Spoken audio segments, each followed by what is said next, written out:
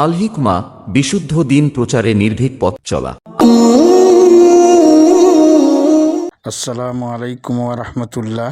প্রিয় ভাই বোনেরা, সামনে ঈদ উল আজহা বা কুরবানির ঈদ আসছে, অথচ আমাদের সমাজে অনেক মুসলিম নারী পুরুষই জানেন না যে ঈদ উল আজহা বা কুরবানির ঈদের দিনে আমাদের জন্য কি কি আমল রয়েছে। এই দিনে মূলত আমাদের জন্য করণীয় কি। আজকে আমরা ঈদ উল আজহার দিনে করণীয় আমল সম্পর্কে জানব আমাদের প্রিয় শায়েখ মতিউর রহমান মাদানী হাফিজাহুল্লাহর কাছ থেকে। তো চলুন শুরু করা যাক। ঈদের একটি বিধান হচ্ছে সাজবেন, অর্থাৎ ভালো পোশাক পরবেন।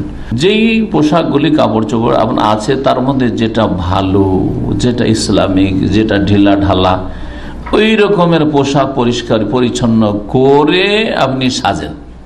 সাজার অন্তর্ভুক্ত হচ্ছে আতর সুগন্ধি লাগানো, সেগুলিও লাগাবেন। দ্বিতীয় যে মাসআলাটি ঈদের সাথে সম্পর্কিত সেটা হচ্ছে যে ঈদের দিনে ঈদগাহে গিয়ে পুরুষ মহিলা সকলের সালাত আদায় করাই হচ্ছে সুন্নাত।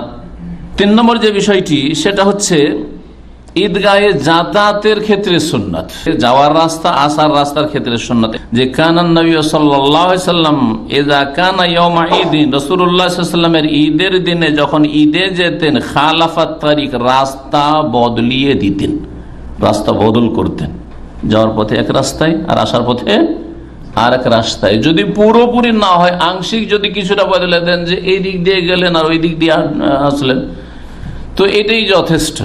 4 নম্বর মাসালা হচ্ছে যে ঈদের দিনগুলিতে তাকবীর দেওয়া, ঈদে যাওয়ার সময়, ঈদে আসার সময়, ঈদ উল ফিতরেও ঈদ উল আজহা, এই যে যাতায়াতে যাওয়ার সময় তাকবীর নবী সাল্লাল্লাহু আলাইহি ওয়াসাল্লাম থেকে প্রমাণিত। কানা ইয়াখরুজু ইয়াউমাল ফিতরে, ঈদ উল ফিতরের দিন বের হইতেন, ফায়াকাব্বিরু, তাকবীর পাঠ করতেন, হাত্তা ইয়াতি আল মুসাল্লা, ঈদগাহে আসা পর্যন্ত, ওয়া হাত্তা ইয়াকদিয়াস সালাত, নামাজ শেষ করা পর্যন্ত, ফাইজা কাযাস সালাহ বা কাযাস সালাতা, নামাজ যখন ঈদের পড়া শেষ হতো, কাতা আত তাকবীর, তাকবীর বন্ধ করে দিতেন।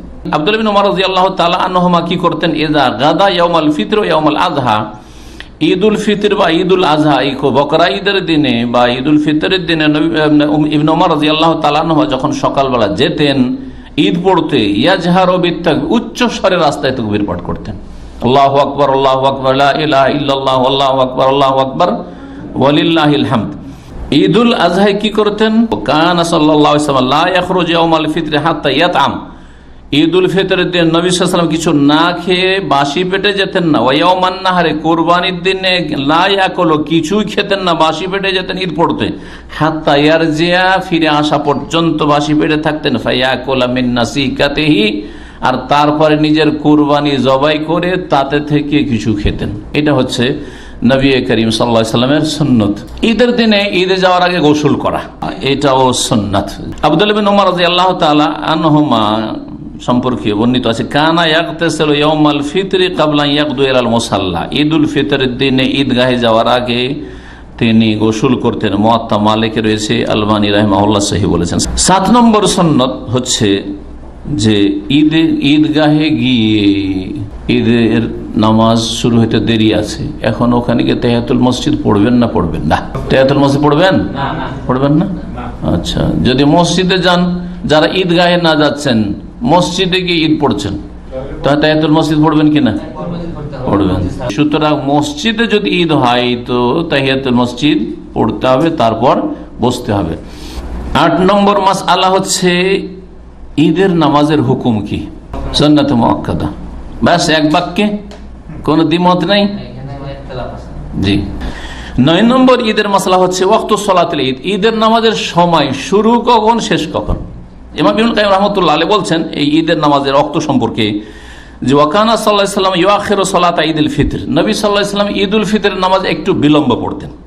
ওয়া ইউআজ্জিলুল আযহা, আর কুরবানির ঈদ তাড়াতাড়ি পড়তেন। কেন পড়তেন? যাতে করে কুরবানি তাড়াতাড়ি পড়ে এসে কুরবানিটা করা হয়। জি, সবাই খালি পেটে আছি আমরা। জি হ্যাঁ, আর তার সাথে সাথে কোরবানি হচ্ছে এই দিনের সর্বোত্তম ইবাদত, তাড়াতাড়ি করে নামাজটা পড়ে এসে কোরবানি করবো।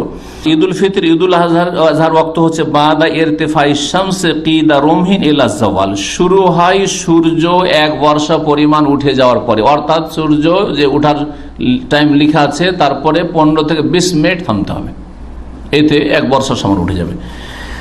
আর শেষ সময় এলা জাওয়াল, মাথার ওপর থেকে সূর্য গড়া পর্যন্ত। সূর্য যদি মাথার ওপর থেকে গড়ে যায় তাহলে আর ঈদ হবে না।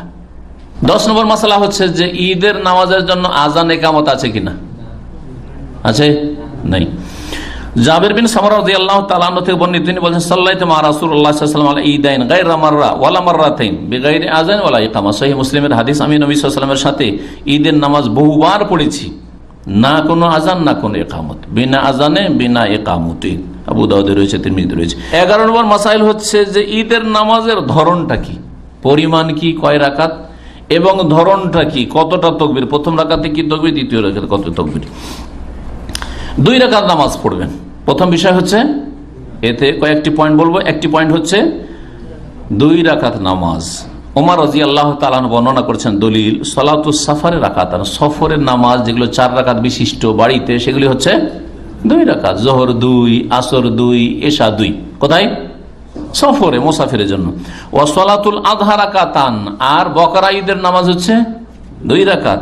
ওয়া সালাতুল ফিতর রাকাতান, আর ঈদুল ফিতরের নামাজ হচ্ছে 2 রাকাত। 12 নম্বর যে মাসআলাটি, সেটি হচ্ছে ঈদের খুতবা। ঈদের খুতবা আগে না নামাজ আগে? নামাজ আগে। জুমার বিপরীত, সহজ জেনে রাখবেন, জুমার উল্টো, জুমাতে আগে খুতবা তারপরে না জুমার নামাজ, আর ঈদে হচ্ছে আগে নামাজ আর তারপরে হচ্ছে খুতবা। সুন্নাতে ফি খুতবাতিল ঈদে, ঈদের খুতবার ক্ষেত্রে সুন্নাত হচ্ছে আনতাকুনা বাদা সালাত, নামাজের পরে হইতে হবে। ঈদের নামাজ পড়ে তারপরে খুতবা শুরু হবে। আব্দুল্লাহ ইবনে আব্বাস রাদিয়াল্লাহু তাআলা আনহু বলছেন যে আমি রাসূলুল্লাহ সাল্লাল্লাহু আলাইহি ওয়াসাল্লামের সাথে, আবু বকরের সাথে, ওমরের সাথে, ওসমানের সাথে রাদিয়াল্লাহু আনহুম ওয়া সাল্লাল্লাহু আলাইহি ওয়াসাল্লাম, তাদের সাথে আমি কি করেছি? ঈদে উপস্থিত হয়েছি। ফাকুল্লুহুম কানু ইউসাল্লুন, তারা সকলেই আগে ঈদের নামাজ পড়তেন। কাবলাল খুতবা, কিসের আগে? খুতবার আগে। খুতবার আগে কি করতেন? ঈদের নামাজ পড়তেন। সহিহ বুখারী মুসলিমের হাদিস। 13 নম্বর যে বিষয়টি, সেটা হচ্ছে যে ঈদের সময় মোবারকবাদ দেওয়া। কি বলবে? তাকাব্বালাল্লাহু মিন্না ওয়া মিনকুম, মানে কি? আল্লাহ যেন কবুল করেন, মিন্না আমাদের তরফ থেকে, ওয়া মিনকুম আর তোমাদের তরফ থেকে। আল্লাহ আমাদের আমলও কবুল করেন আর তোমাদেরও আমল কবুল করেন। জি। এছাড়া 14 নম্বর বললো যে মহিলাদেরকে ঈদগাহে নিয়ে যাওয়া, এটি হচ্ছে জরুরি সুন্নাত, বরং অনেকের কাছে ফরজ। সুতরাং মহিলাদের জন্য ঈদগাহে ব্যবস্থা করতে হবে।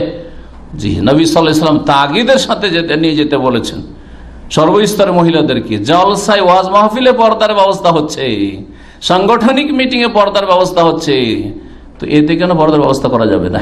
সুতরাং এই মৃত সুন্নতকে জীবিত করতে হবে। আল্লাহ যেন তৌফিক দান করেন। প্রিয় ভাই বোনেরা, এতক্ষণ আপনারা কুরবানির ঈদের দিনের করণীয় আমল সম্পর্কে মূল্যবান আলোচনা শুনলেন প্রিয় শায়েখ মতিউর রহমান মাদানী হাফিজাহুল্লাহর কাছ থেকে। আমি আশা করি এই দিনের আমল সম্পর্কে আপনারা পরিপূর্ণ ধারণা লাভ করতে সক্ষম হয়েছেন। মহান আল্লাহ তাআলা আমাদের সবাইকে সকল ধরনের বেদাআতি আমল পরিত্যাগ করে তার রাসূলের বিশুদ্ধ সুন্নাতের উপর আমল করার তৌফিক দান করুন। ওমা তৌফিকি ইল্লা বিল্লাহ। প্রিয় ভাই বোনেরা, ভালো লাগলে চ্যানেলটি সাবস্ক্রাইব করুন, একটি লাইক ও একটি কমেন্টস করে পাশেই থাকুন, ভিডিওটি শেয়ার করে অন্যদের দেখার সুযোগ করে দিন।